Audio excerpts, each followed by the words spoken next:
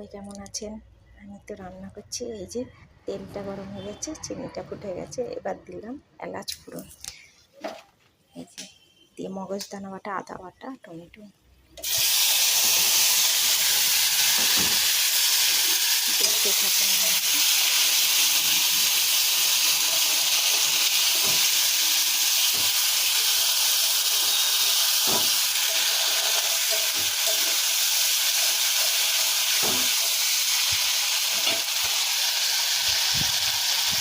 এই যে মশলাটা কষছি, দেখতে থাকুন।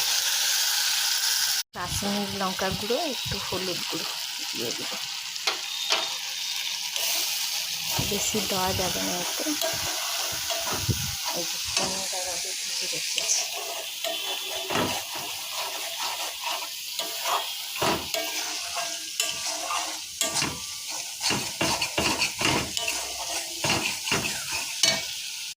মশলাটা ভাজা হয়ে গেছে, আমি একটু ঘি দিলাম। এটা বাটারও দেওয়া যায়, যার বাড়িতে বাটার নেই ঘিও দিতে পারেন, আমি ঘি দিয়েছি। ব্যাস হয়ে গেছে। এবার সব দেবো, নেড়ে চেড়ে এবার হালকা জল দেবো, বেশি জল দেবো না। সব ভাজা হয়ে গেছে ভালো করে। আসলে পনিরগুলো একটু ভাজা বেশি হয়ে গেল, বাদামি কালার হলো।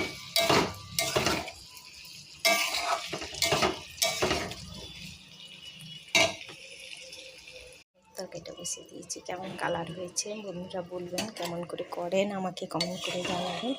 আমি তো এইভাবে বানালাম, আপনারা কেমন করে করেন আমাকে বলবেন। বন্ধুরা, আমার সাথী বাড়ি সকাল থেকে সন্ধ্যে অবধি যা হয় তার ভিডিও ছাড়ে, তাই রান্নাতে দিলাম। কারা কেমন করে করেন আমাকে কমেন্ট করে জানাবেন। দেখতে থাকুন।